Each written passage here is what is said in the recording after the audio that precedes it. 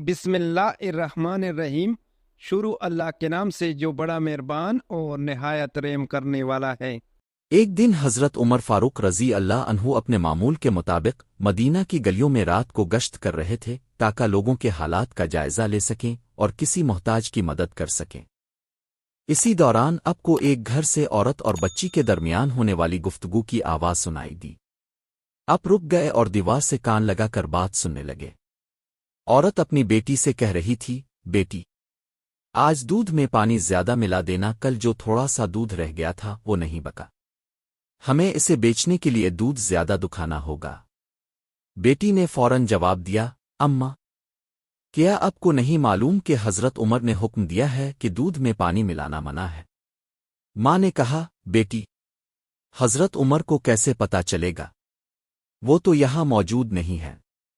بیٹی نے نہایت عاجزی سے کہا، اماں، اگر حضرت عمر یہاں موجود نہیں ہیں تو اللہ تو ہمیں دیکھ رہا ہے، ہم اللہ کے حکم کی خلاف ورزی نہیں کر سکتے۔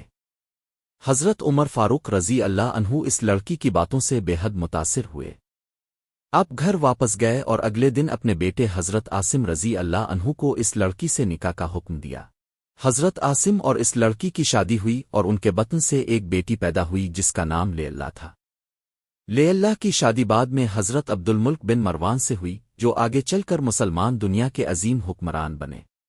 یہ واقعہ ہمیں سکھاتا ہے کہ ایک نیک عمل اور اللہ کا خوف نسلوں کو بدل دیتا ہے۔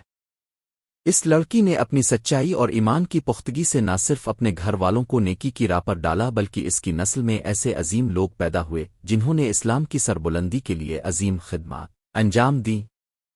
اس واقعے سے یہ بھی سبق ملتا ہے کہ سچائی اور دیانتداری ہی ایک مومن کا سب سے بڑا زیور ہے۔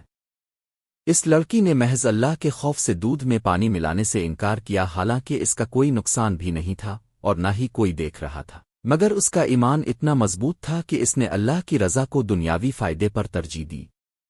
یہ کہانی ہمیں یہ بھی سکھاتی ہے کہ اللہ تعالی ہر چیز پر قادر ہے اور وہ اپنے بندوں کو ہمیشہ دیکھ رہا ہے۔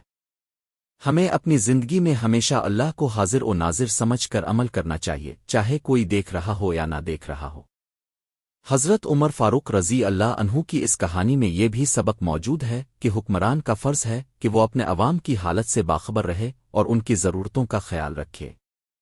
حضرت عمر رضی اللہ عنہ راتوں کو مدینہ کی گلیوں میں گشت کرتے تھے تاکہ عوام کی مشکلات اور مسائل کا علم ہو سکے اور ان کا حل کیا جا سکے۔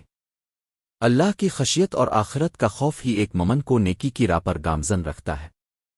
حضرت عمر فاروق رضی اللہ عنہ کی یہ داستان ہمیں یہ بھی بتاتی ہے کہ کسی بھی حکمران عام انسان کے دل میں اللہ کا خوف ہو تو وہ کبھی کسی ظلم ناانصافی کی راہ پر نہیں چل سکتا۔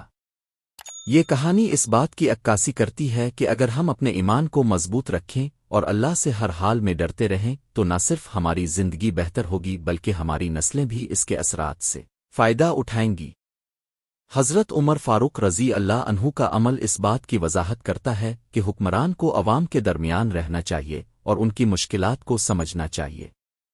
آپ کی شخصیت کا یہ پہلو ہمیں یہ سکھاتا ہے کہ ایک اچھا حکمران وہی ہوتا ہے جو اپنے عوام کی مشکلات اور ضروریات کو براہ راست جانتا ہو اور ان کے حل کے لیے عملی اقدامات کرے۔ یہ کہانی صرف ایک لڑکی کی سچائی کی نہیں ہے بلکہ یہ پوری انسانیت کے لیے ایک سبق آموز مثال ہے۔ جب ہم اپنے ایمان کو مضبوط رکھتے ہیں اور اللہ کی رضا کے لیے عمل کرتے ہیں تو اللہ تعالی ہمیں ایسی راہیں دکھاتا ہے جو ہمیں کامیابی اور عزت کی بلندیوں پر پہنچا دیتی ہے۔ اللہ تعالی نے اس لڑکی کی سچائی اور ایمان کی پختگی کو نہ صرف اس کے دنیاوی فائدے کے لیے استعمال کیا بلکہ اس کے ذریعے ایسی نسلوں کو جنم دیا جو اسلام کی سربلندی کے لیے عظیم کردار ادا کرنے والی تھیں۔ یہ کہانی ہمیں اس بات کا بھی درس دیتی ہے کہ ہم چاہے جتنا بھی اکیلے ہوں ہمیں ہمیشہ یہ یاد رکھنا چاہیے کہ اللہ ہمیں دیکھ رہا ہے۔ ہمیں ہر لمحہ اپنے اعمال کا حساب دینا ہوگا، اس لیے ہمیں ہر کام اللہ کے حکم کے مطابق اور سچائی کے ساتھ کرنا چاہیے۔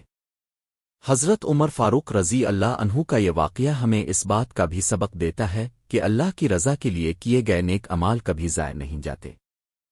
اس لڑکی کی سچائی اور خوف خدا نے نہ صرف اس کی اپنی زندگی کو کامیابی دی بلکہ اس کی نسلوں کو بھی برکت عطا کی۔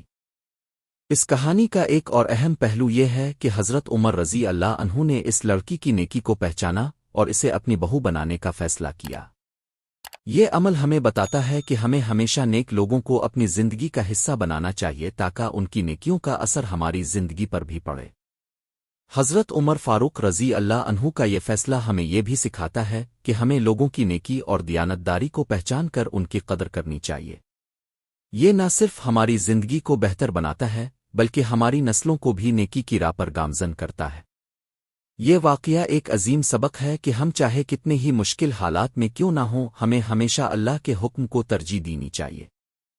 اس لڑکی نے دنیاوی فائدے کو چھوڑ کر اللہ کی رضا کو مقدم رکھا اور اللہ نے اسے ایسی عزت اور برکت عطا کی جو دنیا و آخرت دونوں میں اس کے لیے کامیابی کا سبب بنی۔ یہ کہانی ہمیں یہ بھی سکھاتی ہے کہ اللہ تعالیٰ کی رضا کے لیے کیے گئے اعمال کبھی ضائع نہیں ہوتے۔ چاہے دنیا میں کوئی بھی نہ دیکھے، اللہ تعالیٰ ہمارے ہر عمل کو دیکھ رہا ہے اور اس کا اجر ہمیں ضرور عطا کرتا ہے۔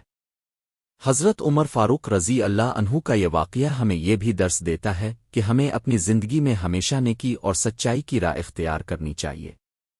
چاہے دنیاوی فائدے کتنے ہی زیادہ کیوں نہ ہوں، اللہ کی رضا کے بغیر وہ کبھی کامیابی نہیں دے سکتے۔ آخر میں یہ کہانی ہمیں یہ بھی سکھاتی ہے کہ ہمیں ہمیشہ اپنی زندگی میں نیک لوگوں کو شامل کرنا چاہیے تاکہ ان کی نیکیوں کا اثر ہماری زندگی پر بھی پڑے اور ہم بھی اللہ کی رضا کے مطابق زندگی گزار سکیں۔